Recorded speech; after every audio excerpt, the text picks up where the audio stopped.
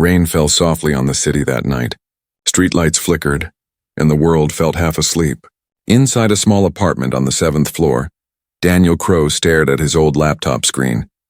His kitchen smelled like burnt toast and instant coffee. Daniel was tired of eating alone, tired of doing everything by himself. He sighed and whispered, "Maybe it's time to hire someone. A cook, maybe." He opened a local job site and typed a short ad. Looking for a live-in cook. Must be honest, friendly, and willing to stay for a few months. Free room, free food, good pay. Start immediately. He clicked post and leaned back. "Let's see who shows up," he murmured, not knowing that this small decision would change his life. And maybe the future of Earth. A strange knock the next morning. Daniel was woken up by a loud knock on his door. It was still early, maybe 6 a.m. He rubbed his eyes and looked through the peephole. A woman stood there. She wore a long, dark coat, her face hidden under the hood. Beside her, something small moved. A baby wrapped in a silver blanket that shimmered faintly. Daniel hesitated. Can I help you?" The woman spoke in a soft, strange voice. "You posted a job ad. I am here. For the position." Her accent was unlike anything Daniel had heard before. Each word sounded slightly off, like an echo from another world. The interview. He let her in, unsure why. Maybe it was her eyes. Deep green but glowing faintly, as if reflecting light that wasn't there. The baby made a gentle humming sound. Not crying, not laughing, just humming. Daniel cleared his throat. "So, your name?" The woman looked confused for a moment. "You may call me Lyra," she said. "This is my child." Daniel nodded awkwardly. "Right, okay. Lyra, do you have experience cooking?" Lyra tilted her head. "I can prepare what you humans call food. My methods are different," Daniel frowned. "Humans?" She quickly corrected herself. "People. I meant people." For a second, Daniel thought she was joking, but something about her calm, serious tone told him she wasn't. Something feels off as she spoke. Daniel noticed small things that made no sense. Her coat seemed dry even though it was still raining outside. Her baby's blanket emitted a faint warmth, enough to make the air feel soft around them. And her eyes. They weren't just green. They shifted between green and gold when she blinked. "Where are you from, Lyra?" he asked casually. "Far from here," she said simply. Too far to explain. Daniel smiled politely, but his heart started to beat faster. There was a strange energy in the room now, like the air itself was watching. The baby. The baby made a sound again, a soft, musical note that vibrated in Daniel's chest. He blinked in confusion. For a moment he could see lights around the child, small glowing circles that disappeared as soon as he tried to focus. "Is he okay?" Daniel asked. Lyra smiled, a calm but sad smile. "He is more than okay. He is special." Then the lights flickered in the room. The ceiling fan stopped. Daniel's laptop screen turned on by itself, showing lines of strange symbols moving fast across the screen. "What the hell?" he whispered. Lyra didn't move. She just looked at him and said quietly, "Please don't be afraid. It's only his energy adjusting. He feels your fear." The offer Daniel took a step back. "Look, I think maybe there's been some mistake. I just wanted someone to cook meals, not whatever this is." Lyra stood up slowly. "You need someone to help you, Daniel Crow. Someone who can cook, clean, and keep you safe." Daniel froze. "How do you know my name?" She smiled again. "Because I read your message before it was sent." "What?" "I saw it. In the stream of your planet's data. It reached me before you pressed post." The decision. Daniel stared at her, completely speechless. His hands were shaking. You're not from here, are you?" Lyra looked down at her baby and whispered something in a language Daniel had never heard. The baby blinked and a small spark of light floated into the air, then vanished. Finally, she said, "No, I am not from this world, but I need your help, and you need mine." Outside, thunder rolled through the city. The air around them seemed to hum again, as if the baby's energy was waking up. Daniel looked at the door, then at Lyra and her glowing-eyed child. Every part of his mind told him to run, but deep down, something else, something old and human, told him to stay. Because for the first time in years, Daniel wasn't just lonely. He was curious, and curiosity, as he would soon learn, can be dangerous.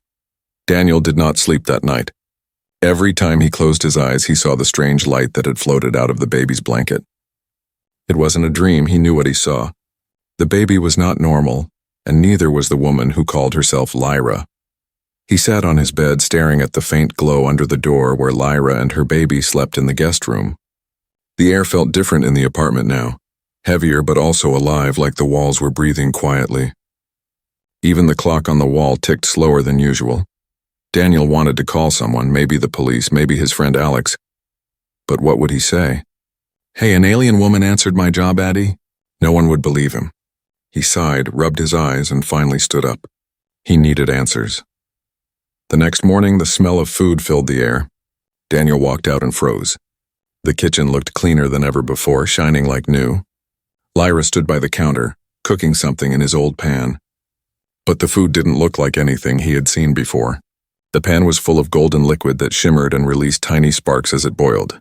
The baby sat in a chair, silent, watching its mother. "Good morning," Lyra said in her calm voice. "I made breakfast," Daniel blinked. "What is that?" "Nutrition blend," she said. "I changed the molecular base of your eggs. It will give you more energy." He hesitated, then took a bite. The taste exploded in his mouth, sweet, salty, and warm all at once. He felt lighter, his tiredness gone in seconds. "What did you put in this?" he asked, surprised. Lyra smiled faintly. "Nothing from your stores. My body remembers what your body needs." Daniel didn't understand, but he didn't ask more. Something told him not to. Instead, he asked the question that had been in his mind all night. "Why are you here, Lyra?" She stopped moving. The sound of cooking stopped too. Even the air seemed to pause. Then she said, "Because I am hiding." "Hiding? From what?"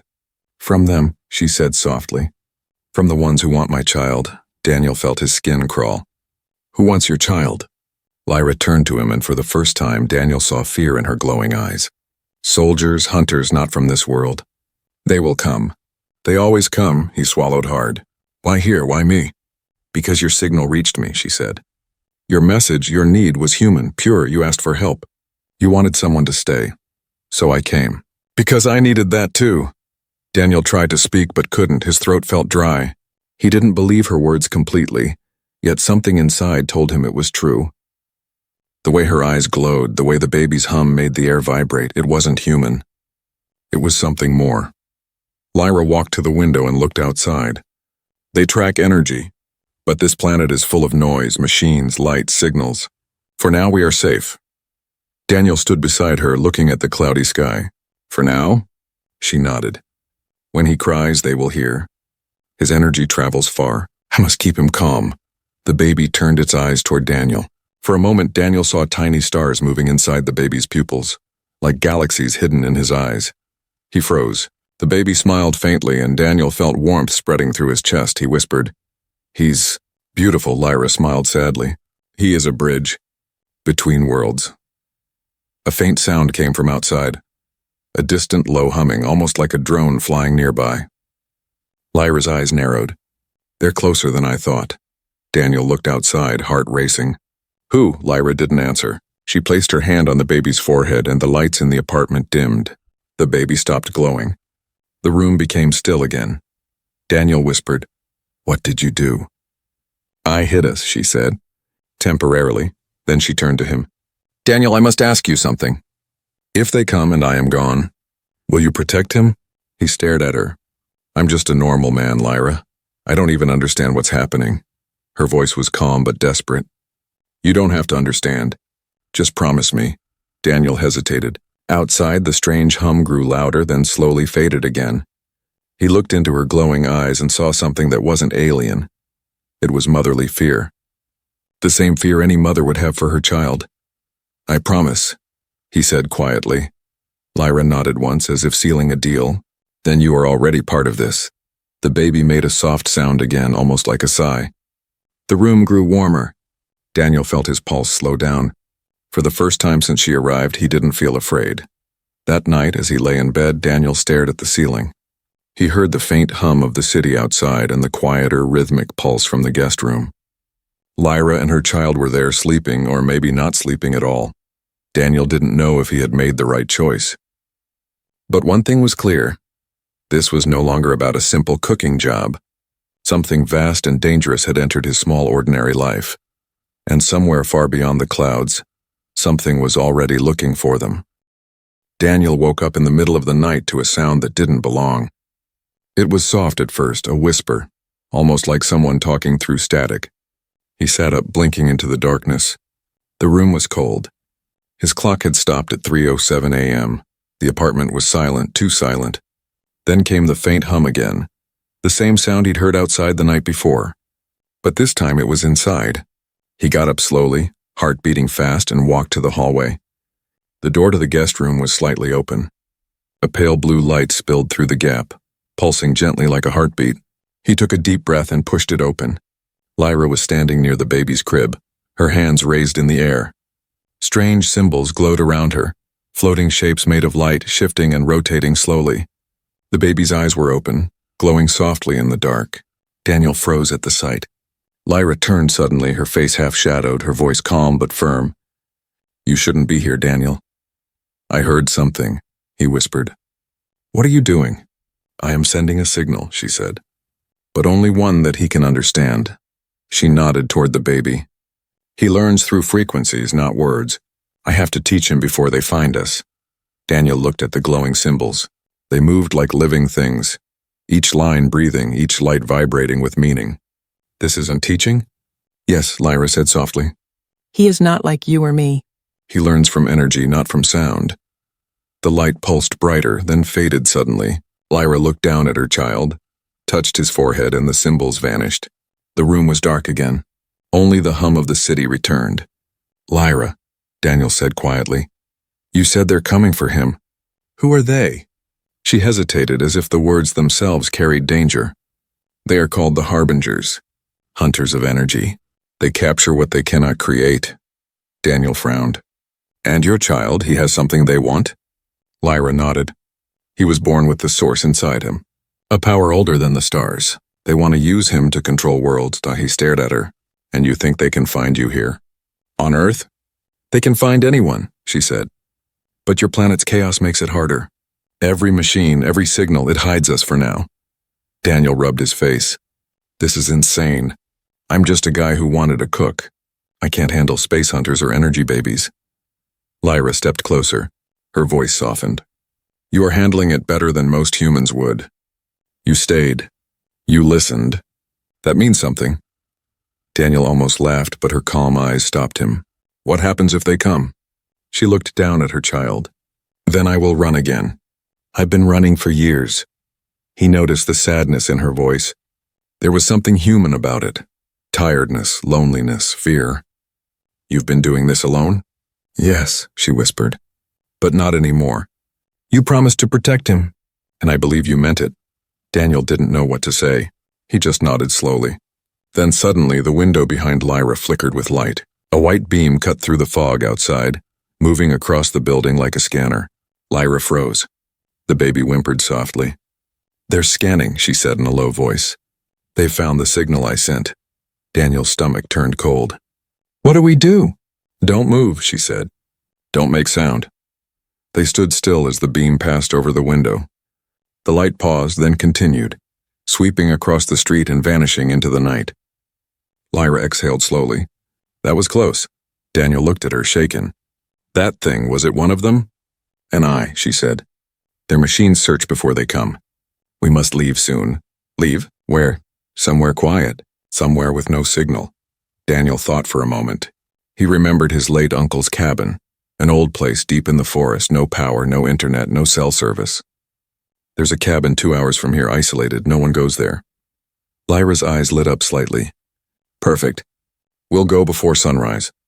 Daniel started packing without thinking, some food, clothes, batteries. Lyra packed a small metal sphere that seemed to hum softly. "It will hide our trail," she explained. As they prepared to leave, Daniel looked at her baby once more. The child watched him, unblinking, eyes glowing faintly golden. He felt a strange warmth again, like the baby could see right through him, to his thoughts, his fear, and something deeper. Lyra noticed. "He likes you," she said softly. Daniel smiled weakly.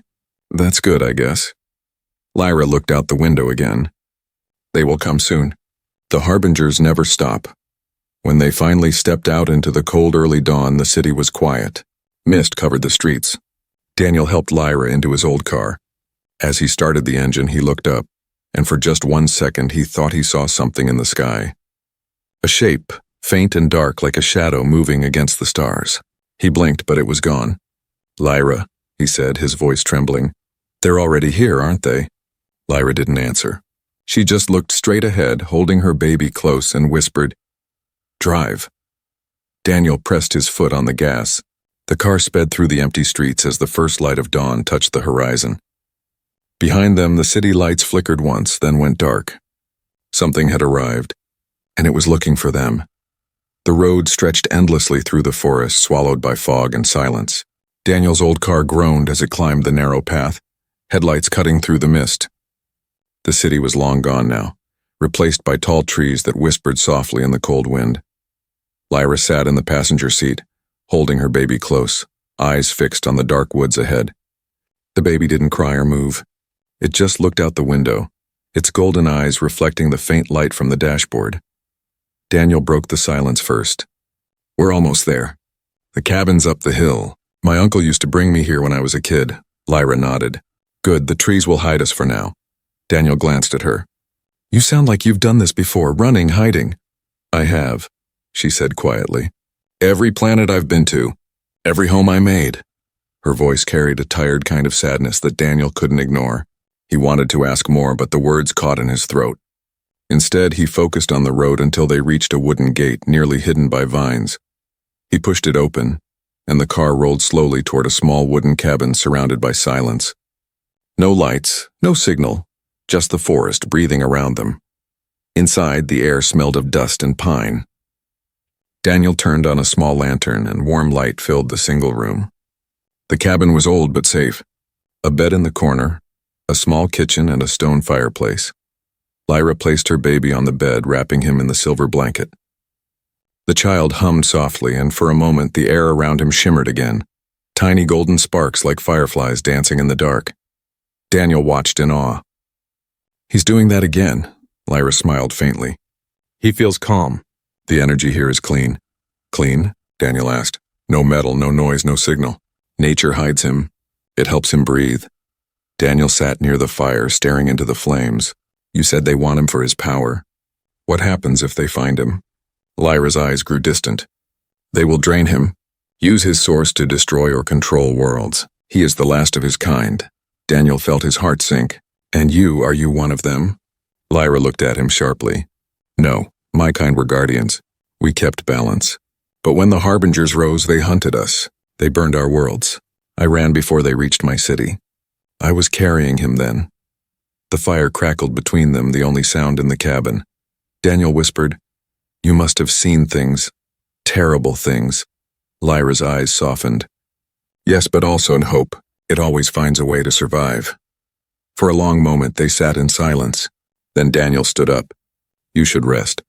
I'll keep watch for a while." Lyra nodded and lay beside her child, her silver hair glowing faintly in the dim light. Within minutes she was asleep. Daniel stayed near the window, staring at the forest. It was dark and quiet, too quiet. The moonlight barely touched the trees. Then he saw it, a faint red flash between the branches. His chest tightened. "No, not here." He grabbed the lantern and stepped outside. The forest smelled of rain and cold soil. He heard it then, a faint buzzing sound, low and steady, moving through the air. He looked up and saw something hovering above the treetops. It was small, like a metal insect glowing red in the fog. "Lyra!" he shouted. The door opened instantly. Lyra rushed out, eyes wide. "Where?" Daniel pointed. "Up there!" Lyra looked up, her pupils narrowing. "A scout." The red light turned and focused on them. The buzzing grew louder.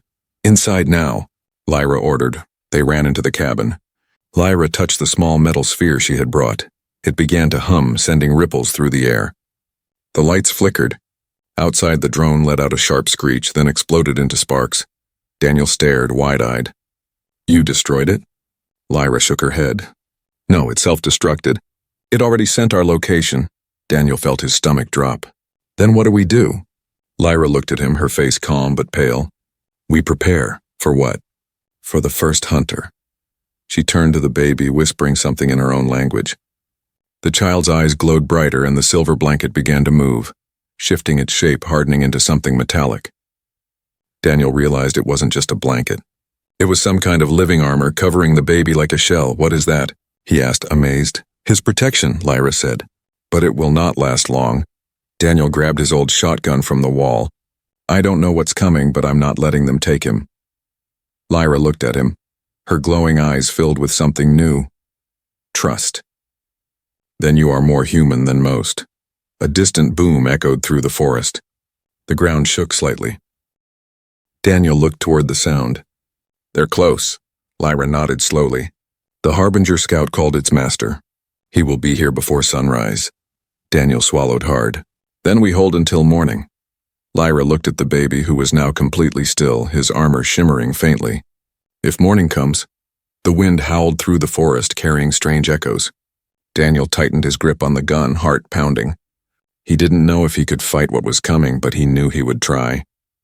Because this wasn't just about survival anymore. It was about keeping a promise. And somewhere beyond the trees, something ancient and powerful was already descending through the fog. The wind outside howled like a living thing, shaking the wooden walls of the cabin. The fire in the hearth flickered wildly, casting long shadows that danced across Daniel's face.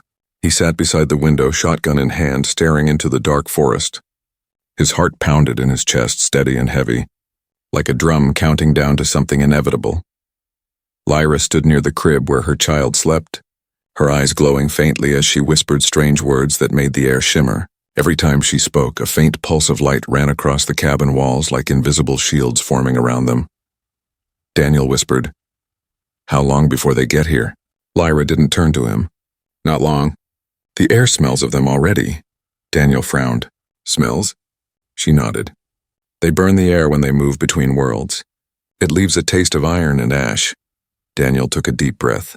He could smell it too, something metallic, sharp, wrong. The forest outside was silent now, too silent. Not even the crickets dared to sing.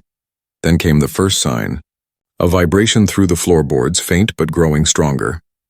The lantern rattled. The baby stirred. Lyra's eyes widened. "He's here." A beam of white light suddenly sliced through the trees outside, burning through the fog. Daniel jumped back, shielding his eyes. A shape emerged, tall, black, and inhuman, its body made of shifting metallic plates that moved like liquid. Its head had no face, only a smooth surface that reflected the firelight from the cabin. Daniel's hands shook, but he raised the shotgun. "Stay behind me." Lyra didn't move. She stepped forward, her voice calm but filled with power. "You don't belong here," she said in her strange accent. "Leave now." The creature tilted its head. Then, in a sound like broken glass grinding together, it spoke. "You cannot hide the source, Lyra of Vareth." Daniel's blood ran cold. "It can talk?" Lyra whispered. "They all can. They learn every voice they hunt." The creature raised an arm and a stream of black energy crackled toward the cabin. It hit the invisible barrier Lyra had created. Sparks exploded, shaking the walls. The shield held, but barely. Lyra staggered. "Daniel, the sphere, give it power." He looked at the humming metal ball on the table. "How?" "Touch it and think of protection." Daniel hesitated only a second before pressing his hand on it. It burned, but he didn't pull away. The hum grew louder, and the light around the cabin flared. The creature outside screeched, stepping back as the shield pulsed brighter. Lyra smiled faintly. "Good, you're linked now." "Linked?" Daniel gasped, his hand still on the sphere. "Yes," she said. "Your energy feeds it. You are part of the defense." The realization hit him hard. His mind felt connected to something vast, a rhythm that pulsed with life and electricity. For a moment, he could see the world differently. The trees glowing faintly, the stars pulsing above. The creature outside like a dark hole sucking light. Lyra shouted, "Now focus! Think of light." Daniel did. And suddenly the shield erupted into a burst of golden radiance. The creature screamed as the light struck it, its liquid armor boiling and peeling away. It stumbled back, hissing like steam. Then it spoke again, broken and angry. "You cannot protect it forever. More will come." Lyra raised her hand. "Then let them come." She pressed her palm to the window and a wave of light shot outward, tearing through the trees. When it faded, the creature was gone, only ash remained floating in the wind. Daniel fell to his knees, breathing hard. His hand throbbed from the energy he'd felt. "Is it dead?" Lyra shook her head. Destroyed, yes, but others will sense its death. They will follow the echo. Daniel looked at her, sweating, heart racing. How many are there? Hundreds, she said quietly. Maybe thousands. He stared at her in disbelief. Then what's the plan? We can't fight all of them. Lyra walked to her child and touched his cheek gently. We don't have to fight them all. We just have to reach the gate. The gate? She turned to him. There's a place on this planet, ancient, hidden beneath your oceans. It connects worlds. If we can reach it, we can disappear forever. Daniel rubbed his face. Disappear? You mean leave Earth? Yes, she said. You and I, and him if you choose. Daniel blinked. Me? Why me? Lyra looked at him, eyes glowing softly. Because you are already part of the source now. When you touched the sphere, it marked you. You're linked to him. Daniel felt his chest tighten. You mean, to your baby? She nodded. He feels your energy. You protect him even without knowing how. For a long time, Daniel said nothing. The wind outside had gone quiet again, but the smell of ash still hung heavy in the air. Finally, he said, Then we go. Wherever it is, whatever it takes, we go. Lyra's expression softened. You are brave, Daniel Crow. He gave a tired smile. No, just too scared to stop. Lyra almost laughed. That is what bravery truly is. She looked out the window once more, where the stars glowed faintly between the branches. Somewhere out there in the darkness, the harbingers were already moving, and now they had his scent too. The night was far from over. The hunt had only just begun. Dawn crept through the trees, gray and cold. The cabin was half buried in mist, its windows covered in frost. Daniel hadn't slept. His mind kept replaying the night, the shield, the creature, the sound of its scream before it turned to ash. He sat on the floor beside the dying fire, hands trembling from exhaustion. Lyra stood near the door, silent, her silver hair glowing faintly in the dim light. The baby was awake now, eyes open but quiet, wrapped again in the strange metallic blanket that shifted like liquid light. Daniel finally spoke. You said we have to reach the gate. How far is it? Lyra looked out the window as if she could see beyond the horizon. Far across your oceans. But distance is not what matters, detection is. Daniel frowned. Detection? She nodded. Every movement we make leaves a trace in the energy field. The harbingers track through that. They read motion, thought, even emotion. To move unseen, we must be calm, even inside. Daniel gave a weak laugh. Calm after last night? I can barely breathe. Lyra turned to him, her eyes softer now. Fear is a light to them, Daniel. You must dim it. He looked at her, realizing she wasn't speaking in riddles, and she meant it literally. The baby was proof of everything impossible, and somehow Daniel was part of it now. They packed what little they had, food, blankets, the humming sphere, and the strange silver covering. Daniel grabbed his keys, but Lyra stopped him. No cars, she said. Engines make signals. We walk. He sighed, glancing at the dense forest. Walk where? To the river, Lyra replied. It flows east. The gate lies beyond the sea. But first we need the next key. The next what? She looked down at her child. The key to open it. There are 3, hidden long ago. One sleeps beneath water, one beneath stone, and one... She paused. One inside a heart that is already broken. Daniel blinked, confused. What does that even mean? Lyra didn't answer. She simply stepped outside, the mist curling around her like it recognized her. Daniel followed, pulling his jacket tighter. The forest was quiet again, but it didn't feel safe. It felt like the calm before something worse. Hours passed as they walked. The trees seemed endless, and Daniel's legs burned from the climb. Lyra moved easily, her feet barely making a sound on the wet ground. She looked human, but she wasn't. And the way she carried her child, as if shielding him from the very air, reminded Daniel that their world followed rules he couldn't yet understand. Finally, they reached a clearing. In the center lay the ruins of an old structure, stone walls covered in moss, half buried by time. A dried fountain stood in the middle, its basin cracked. Lyra stopped. Here, she said. The first key sleeps here. Daniel looked around. This place looks abandoned. It is, she said softly. Your people forgot what once was. But the ground remembers. She placed her hand on the fountain. A faint hum filled the air, deep and low, like the earth itself was responding. The cracks in the stone began to glow, faint blue light seeping out between them. Daniel stepped back, eyes wide. What's happening? Lyra closed her eyes. The key is waking. The baby in her arms began to hum again, a soft melody that made the trees tremble. Then from the fountain's center, water burst upward. Not clear water, but liquid light. It twisted in the air, forming shapes, then solidified into a small crystal that floated gently before Lyra. She reached out, caught it, and held it close. The glow reflected in her eyes. One key found. Daniel exhaled in disbelief. That was unreal, Lyra smiled faintly. Unreal is only what humans cannot measure. Before Daniel could answer, a deep sound echoed through the forest. Not from the sky, but from beneath the ground. The trees shook. Birds burst into flight. Lyra's smile faded. They know. Daniel's heart jumped. They're tracking the energy again, aren't they? She nodded, already clutching her child closer. We have to move now. They ran through the forest, branches whipping past, the crystal pulsing in Lyra's hand.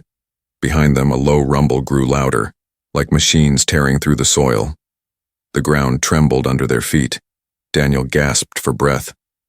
What's that sound? Lyra's voice was steady even as they ran.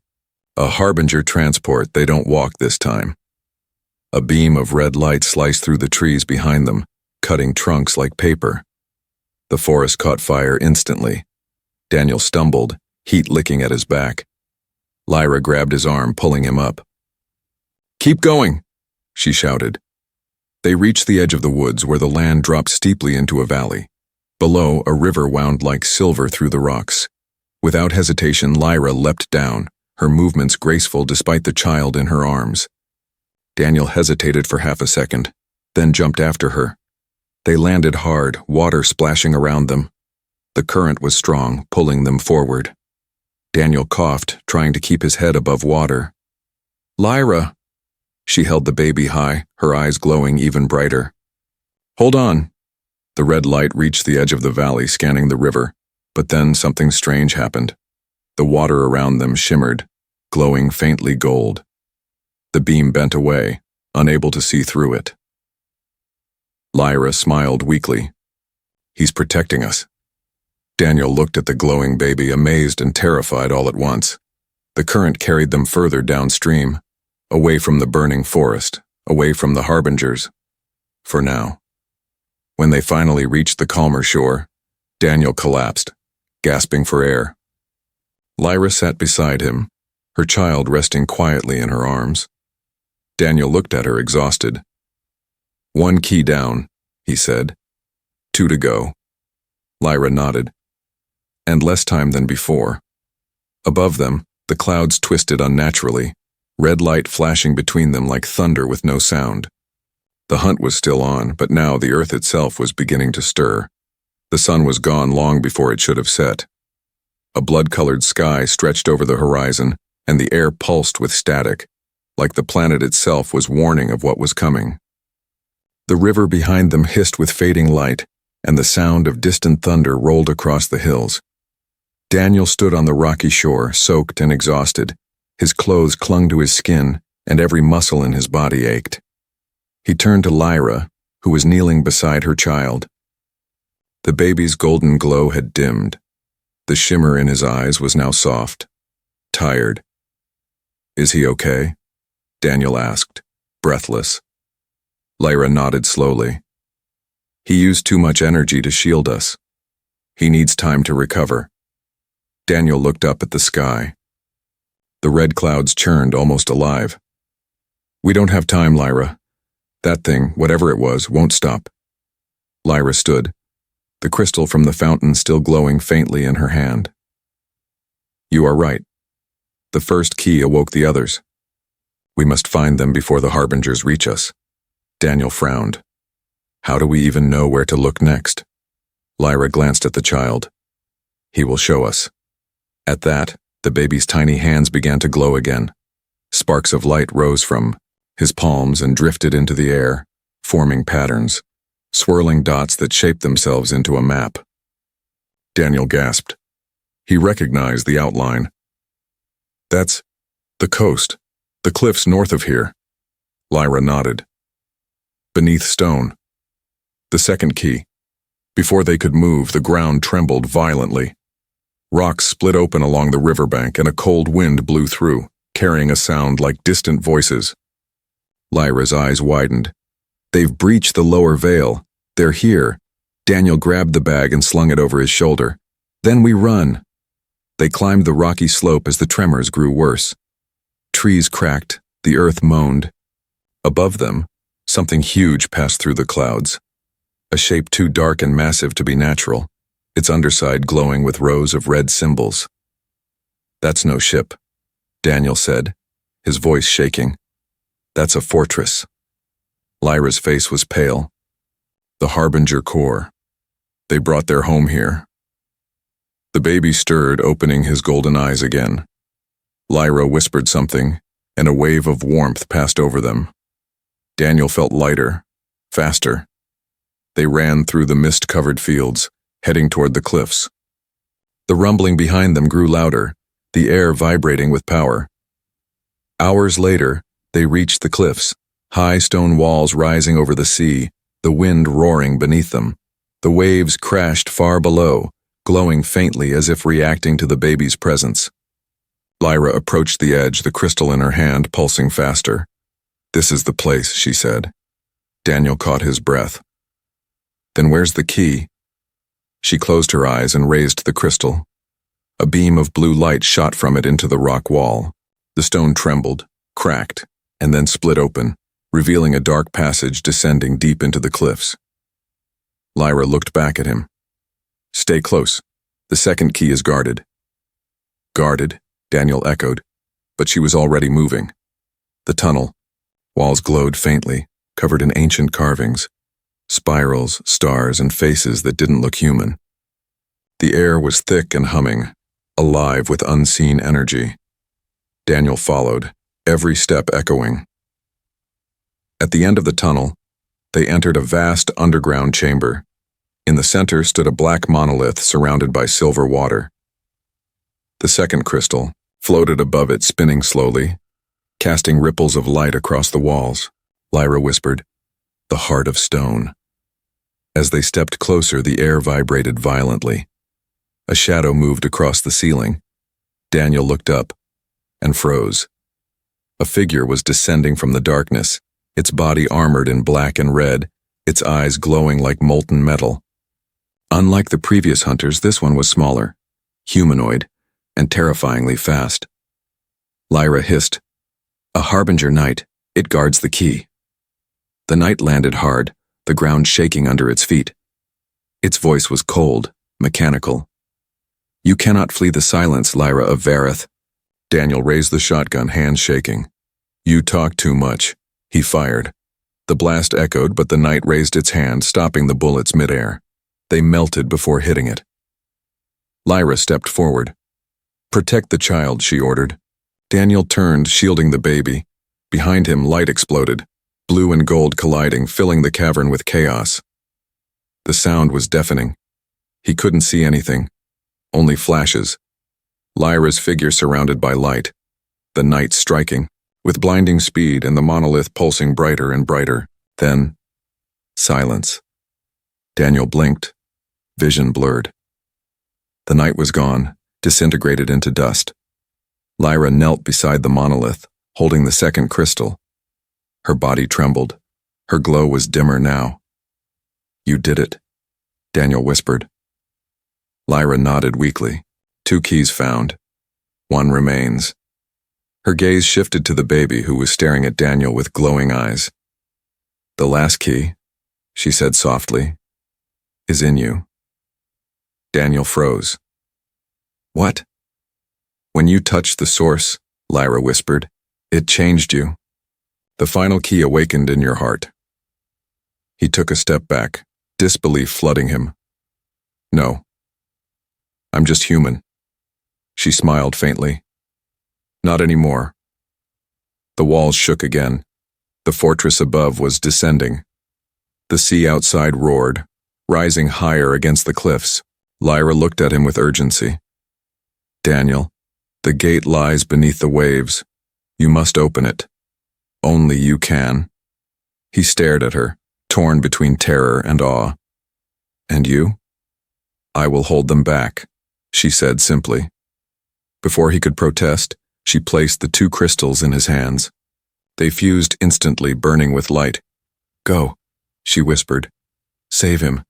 Save yourself." Daniel hesitated, then nodded. He turned and ran toward the tunnel as the ground cracked open behind him. The sea began to pour in, glowing blue as it swallowed the cavern. He looked back one last time. Lyra stood in the rising water, her child's eyes glowing brighter than ever, facing the burning shadow of the Harbinger core above.